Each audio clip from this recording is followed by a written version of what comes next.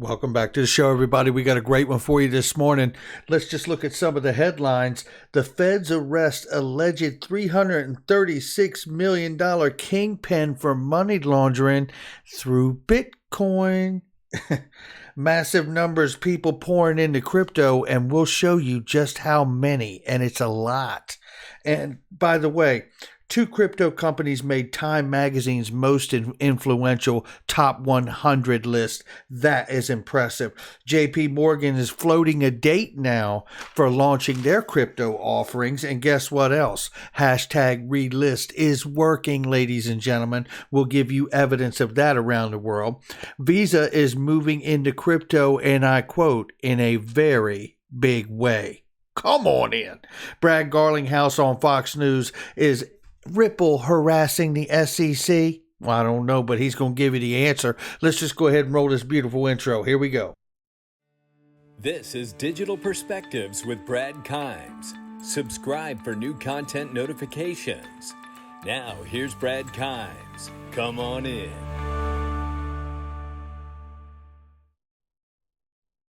Welcome back to the show, everybody. You can follow me on Twitter at Backup Bradley above at the top of the screen, everything that we're talking about here.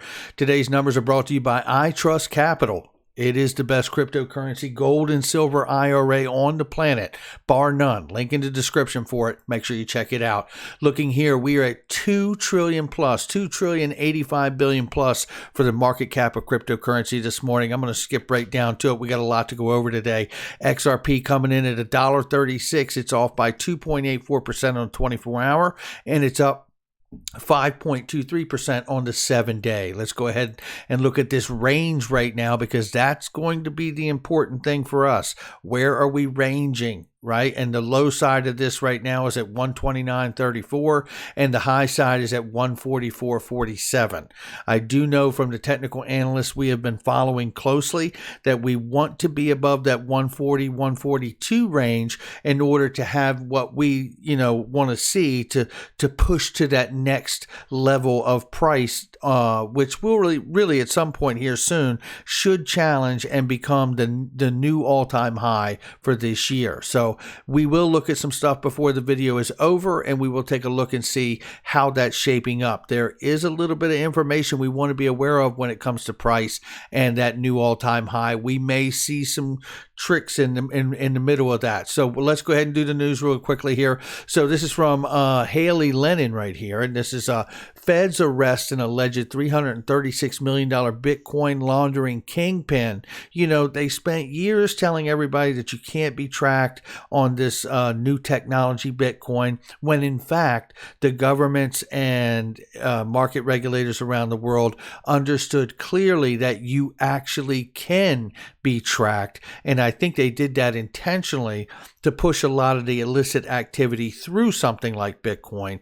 And now they are actually starting to go back and chase down these addresses and find the people who have committed the violations or crimes. And looking here, we see there is 2 to 3 million people every week that are buying into Bitcoin around the world. Coinbase added 1 million customers a week in the first quarter just on their platform alone. Bitcoin's the most popular investment asset in the history of the world at this point.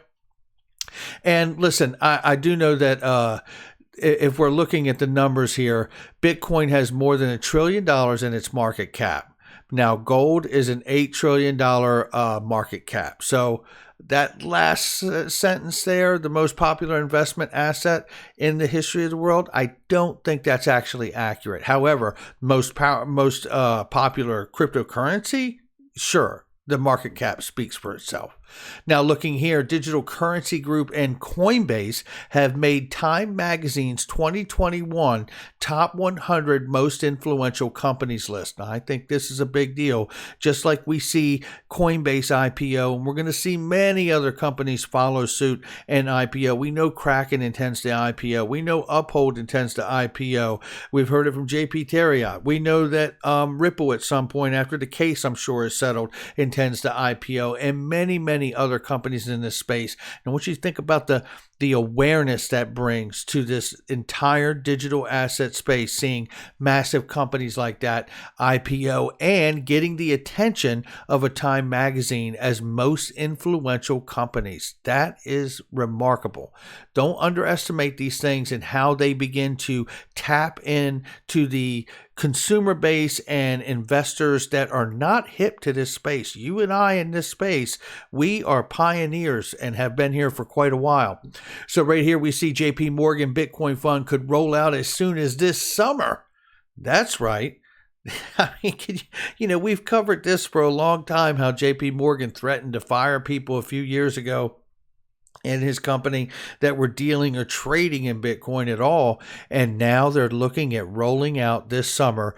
Two sources familiar with the matter told CoinDesk institutional Bitcoin shop NYDIG will serve as JP Morgan's custody provider, a third source said.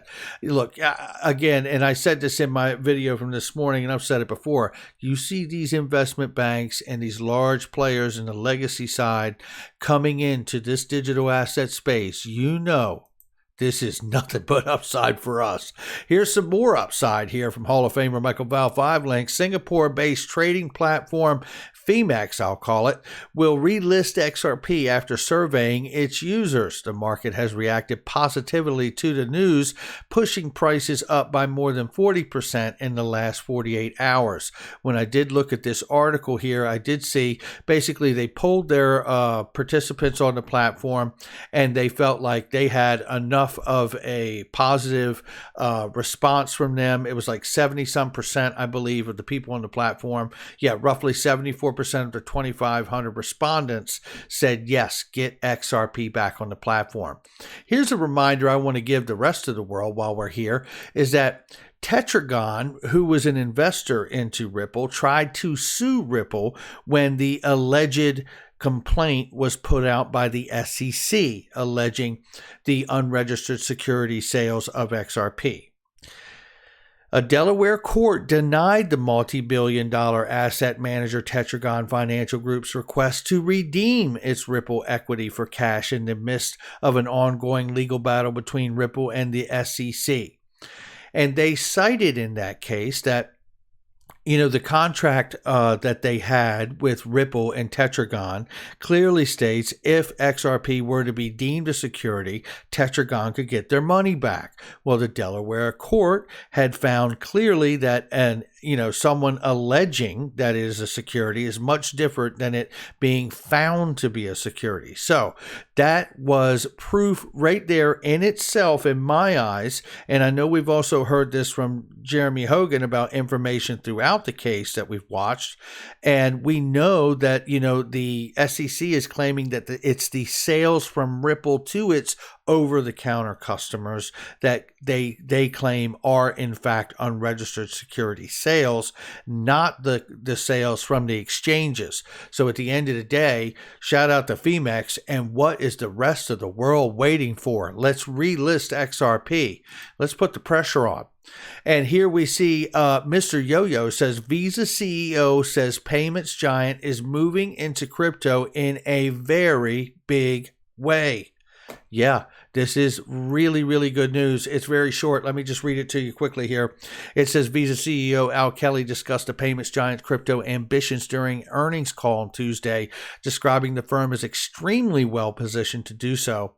As previously reported, Visa is undertaking a multi-pronged strategy as it relates to services related to Bitcoin, stable coins, and on a longer time horizon, central bank digital currencies known as CBDCs. It's an area he has elaborated on in the past, including a podcast appearance this spring, during which he positioned such plans in the context of Visa being at the intersection of new payment technologies. During the Tuesday's earnings call, Kelly again drew a distinction between the different elements of the broader plan, citing the spending and purchasing of cryptocurrencies, crypto-related APIs for financial institutions, settlements via stablecoins and CBDCs. He says, so our focus is on 5 different opportunities that we see in this space, and I would say that this is space that we are leaning into in a very big way. and I think are extremely well positioned, Kelly said during the call. In a topic of CBDCs, Visa said that the firm is in a conversation with central banks about their development, suggesting that the payments firms could play a role in that process. Now, it also says here, we're talking to central banks about the criticality of public and private partnerships, and in particular, the criticality of acceptance, because for these central bank digital currencies to have value, they're going to have both be secure in the mind of consumers, and that's something we have a long track record with and could help. And then secondly, obviously, they have to have some form of utility. You know, it's at this point that I remind you, it's exciting that Visa is talking about the public-private relationship, you know, and working with central banks on getting that done. And then I'm always reminded of this. Ripple's piloting a private ledger for central banks to launch their CBDCs. So you know damn well, one way or another, it goes hand in hand with the information here with Visa and the CEO, Al Kelly. Let's keep going. Here's a reminder here that Jed McCaleb, who used to be at Ripple and is the original creator of the XRP ledger, and he has in his wallet amounted over 2 billion XRP left. He was issued a certain amount of XRP when he left, and they say there's 2 billion left. And the article basically states that according to Leonidas, who's paid very close attention to this, he could be out of his XRP and sold all of it by summer if he continues the path he's on. I think that bode well for all of us, and certainly to get his XRP sold, at least by a settlement with the SEC. So this is Liz Clayman, and shout out to her and Fox Business News here. And shout out to DAI, who sent me this clip. My computer had trouble playing it. I got my phone to play it, and then I had to record it from my phone onto my computer. This is the kind of stuff we do every day to make sure we can do a show for you guys, right? So I'm going to play that clip for you now instead of reading this article, and then we're going to take a look at the price analysis and get a little bit of an understanding of what we could be looking at right where we are in this moment. Let's listen to this right now. Brad Garlinghouse on Fox News yesterday from Liz Clayman. Listen to these remarks. And by the way, is Ripple in fact harassing the SEC? Brad Garlinghouse is going to answer that. In the eye of the storm, Ripple CEO Brad Garlinghouse. Okay, Brad, epic moves in XRP, but you say that XRP is a currency. Where does the suit with the SEC stand? Well, look, I feel really good about the progress that has been made in the courts so far.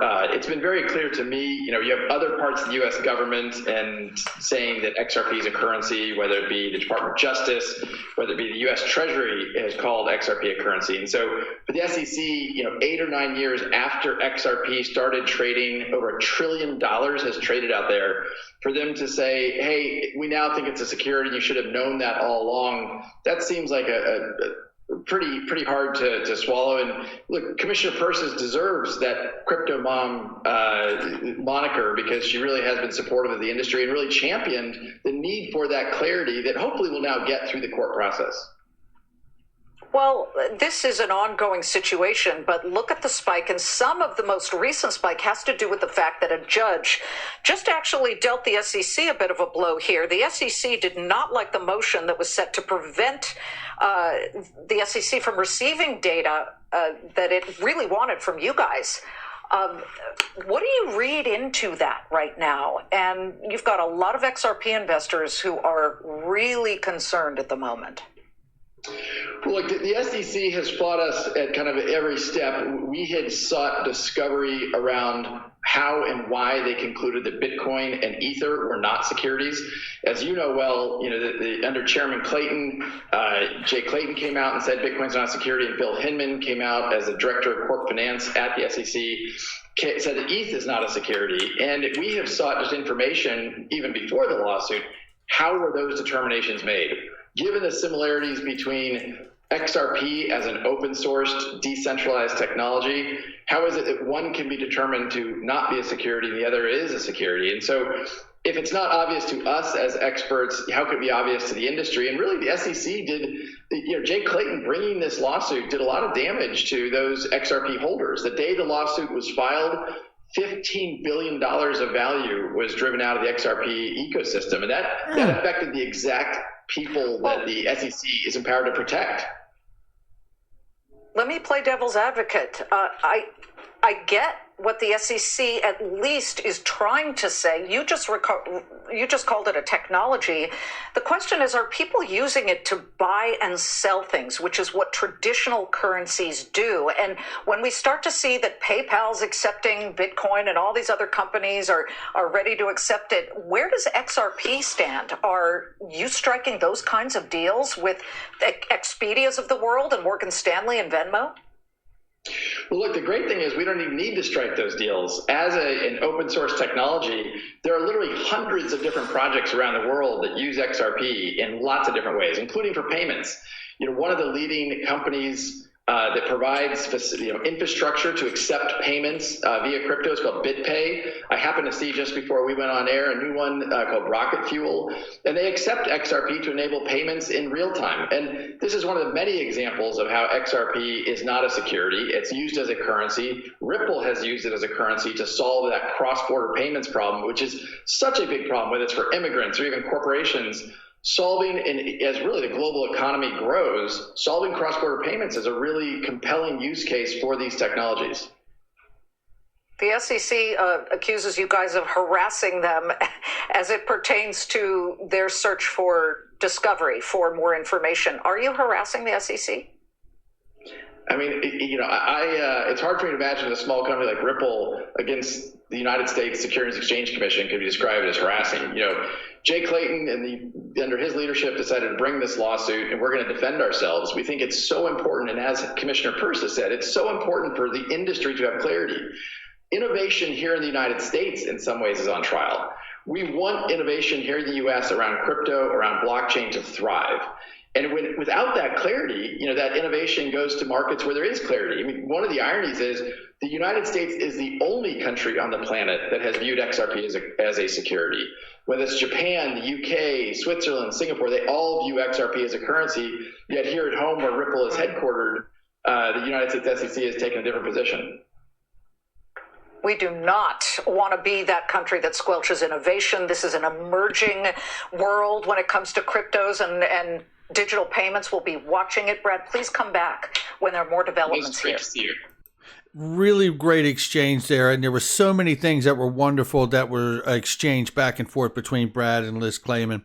And I just want to highlight a couple of things. One, they talked about William Hinman and Jay Clayton and where they stood on things with their tenure at the SEC. We still haven't heard vocally from Gary Gensler now that he is in fact the chairman of the SEC. And I think that lack of vocalization from Gary Gensler tells us that, he in fact believes exactly what was done with the lawsuit and the allegations against Ripple from Jay Clayton right before leaving the SEC. Otherwise, I think he would have come out immediately and made a different, approach and made remarks to say so. Another key point that was spoke on in this conversation is the point that Brad Garlinghouse made about the fact that all cryptocurrencies and the technology itself being attacked right now through the case of Ripple and the SEC. And it really couldn't be more accurate. It really is the truth. This technology is so very, very important, and the entire digital asset space is not defined and has not been defined. And that's what we need to get out of this. And it needs to be done in a way that allows innovation to continue to grow and to continue to move forward without being stifled because of regulation or enforcement. So we'll keep an eye on that as well. Remember, there's an April 30th telephonic hearing. That information is on my Twitter page. You can find it there. And let's go ahead and look at this. I covered this in my morning video, but I want to share this information because it could be very important for you to know. This is Crypto Bull sharing Coins Kid video here, and shout out to both of them for the information. And it looks like we are headed to an upside. However, Coins Kid did share with us that we could see if the forward or upward motion in price doesn't continue, you could see XRP possibly retrace back into that 70-cent range before going on and making the new all-time high for 2021. Now, ultimately, overall, Coins Kid is saying that he's still bullish on XRP price. It's really about establishing, and the only way you can establish this is to watch the living, breathing charts of buyers and sellers and to let it show you exactly what part of the process we are in on our way to that new all-time high. There's a couple things that are forming here. You could be inside of a larger picture, or it could be the smaller picture that breaks down and defines the larger picture further for us. So just understand that if we stay here at this price, we want to see us move above that 140, 142 mark in order to continue to push to highs. But don't be shocked if we do see a bit of a breakdown and it retrace back below $1. Don't let it scare you, because the chart experts are showing you what's going on. Now, I'm not a financial advisor, and neither is any of these chart analysts, but we are grateful for their insights. That is for sure. We make our own decisions. Now, before we get out of here, I do want to show you this. It's Unstoppable Domains, and they're another week 6 here of crypto and blockchain premium domain names. And that's not all. There's some really incredible information here. You can get coin.crypto, and listen, they go all down the line, or buy with crypto. .crypto for $1,000. Moon.crypto was available. I don't know if it still is or not, but here's new news here. You can now natively access .crypto domains on all Opera browsers. Now, this is massive because they continue to expand and become more interoperable with the different search browsers around the world. And this means interoperability. And this means a new internet where we can move money across all of the browsers that we use around the world. And that means mass adoption. So make sure you check that out as well. That's going to do it for me. Hit the like and subscribe. Leave a comment below. We broke 100,000 subscribers. And you know what? It belongs to all of us. It's not my achievement. It's our achievement. And I share it with you. And I'm grateful for each and every one of you. I'll catch you on the next one.